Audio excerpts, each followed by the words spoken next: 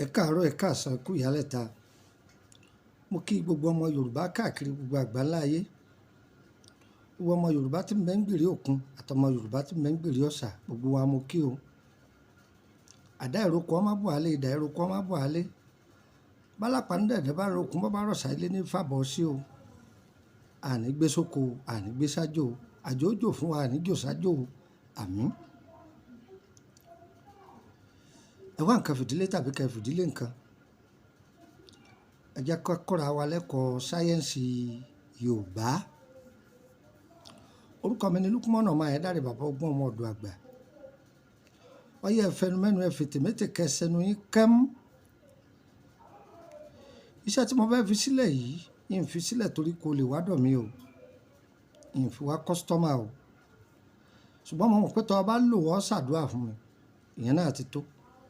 Tọ́ bá wá bù mí ní nǹkan ń gbà á o, ń gbà á o. Infection.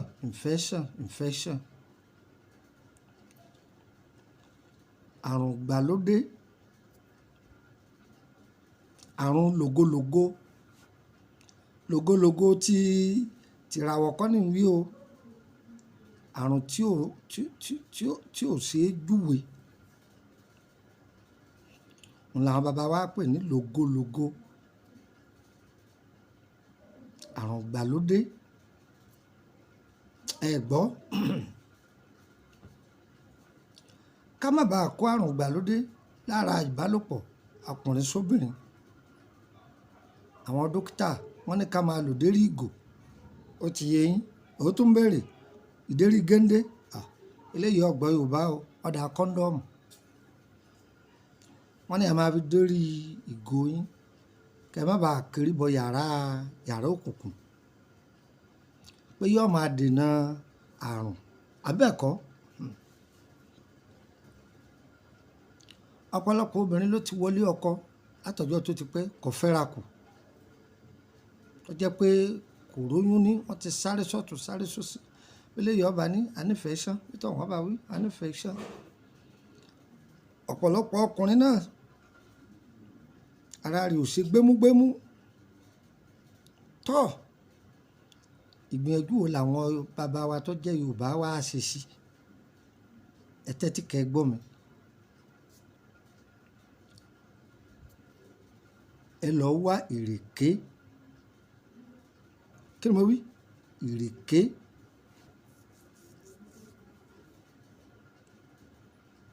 Ìrèké yìí ẹ wá gún. Ẹ gún pó. Ẹ gún nígùn tó jẹ́ pé ara ọ̀dẹ̀ ẹ kó sínú apẹ ìkòkò. Ẹ wá lọ wá ewé ìpín tútù, ẹ já ẹ kó lè. Bàáká àti ẹ̀pà ikún. Ẹ gbìyànjú kẹ́ rí pé ẹ fọ̀bẹ́ la. Ẹ fọ̀ ọ́nù dáadáa o, ẹ kó sí. Ẹ gbìyànjú kẹ́ wá bàrà ẹ̀gúsí.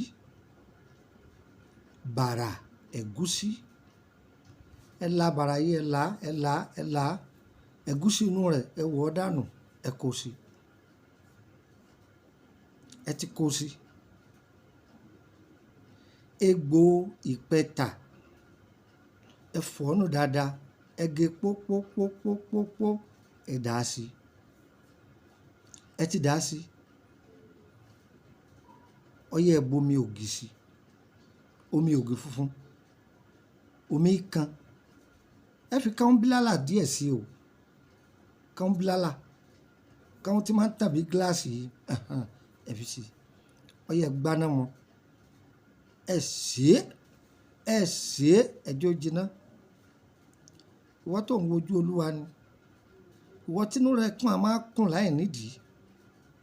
Ìwọ tíkùn rẹ̀ ṣe dùnkẹ́ bí ìgbà tó gbódìdí ẹran síkù. Àbí ìwọ tó tiẹ̀ tóbi láì nídìí ó fẹ́ dá ẹ̀tì ara rẹ̀ lọ lọ sẹ́yìn. Àbí ìwọ tó kó àtọ̀sí tó wà lára rẹ̀. Ìwọ tó ní syphilis tàbí staphylococcus máa lọ lò ó. máa lọ lò ó ẹ gbọ́ yóò sì bá àgọ́ ara yín ọlọ́run yóò ní kó bá a ṣiṣẹ́ ọlọ́run ó ní kó ṣe kí ni kó bá a ṣiṣẹ́ kò jù bẹ́ẹ̀ lọ kò jù bẹ́ẹ̀ lọ àárín ọ̀sẹ̀ kan tó bá lò wọ́ gan mà pé ọlọ́run lọ́lọ́run gbogbo ìdọ̀tí inú yẹn ó ya gbogbo ẹ̀ dànù ó dúpẹ́ ìtọ́jú ewé lánàá ewé àtìgbò ìtọ́jú ara lánàá ewé àtìgbò ẹ kàn sí wa àìsàn lọ́hùn onígbìyànjú ni wá àmọ́ kẹ́ ẹ kàn sí wa èyí tẹ́ ẹ bá bi wá tá a bá mọ̀ á sọ pé a mọ̀ èyí tẹ́ ẹ bá bi wá tó bá jọmọ́ tẹ́lẹ̀ èbó á sọ fún yín pé ọ̀dọ̀ ilé ìbò lélẹ́ ìjẹmọ́ gbogbo àrùn kọ́léwé lè wo ọ̀pọ̀lọpọ̀ ń bẹ tó jẹ́ pé àjọ wà fúnra wa ni èyí tó jẹmọ́ tẹ́lẹ̀ èbó ń bẹ èyí tó jẹmọ́ eléwé àtegbò ń bẹ ó ṣe wà nù gẹ́gẹ́ bí ẹ̀kọ́ tá a lọ fún ó ṣe jẹ́nu tẹ́nìkan bá pèrè ní bàbá ogún ọmọ ọ̀dọ̀ àgbà tẹ́ ẹ̀ bá ti gbọ́ Lúkúmọ́nù ọmọ Ayédáre kì í ṣèmi o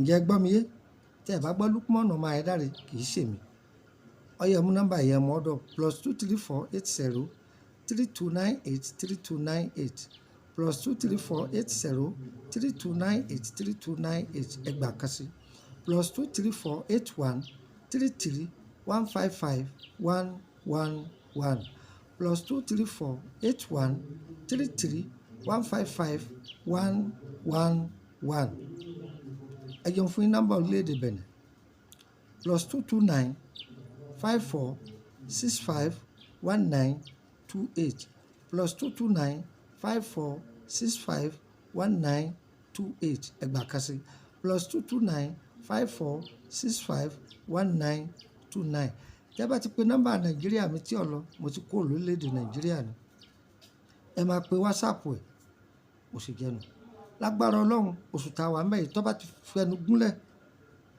ẹ pàmì dé mi lórílẹ̀‐èdè Benin láti orílẹ̀‐èdè Benin ìpàdé di Abidjan ní sódèsì àbọ̀bọ̀ ìtọ́jú àrùn ara lánàá ewé àtegbò abẹ́fẹ́ béèrè nípa ìrìn àjò yín ní ẹ̀ka sí wa tẹ́ ẹ bá fẹ́ ká bá yín fi DHL gbé sẹ́yìn ẹ̀yin lẹ́sànwó ẹ o ẹ bá fẹ́ fi mọ́tò gbé ẹ̀yin lẹ́sànwó rẹ o àdàrà fún wa o yẹ wá o kò ní yẹ lẹ́ o òjò kì í rọ̀ kọ́ tà sí ilẹ̀ olóore ẹ̀yin olóore èmi kò ní tà sí wa ire o ó dàbọ̀.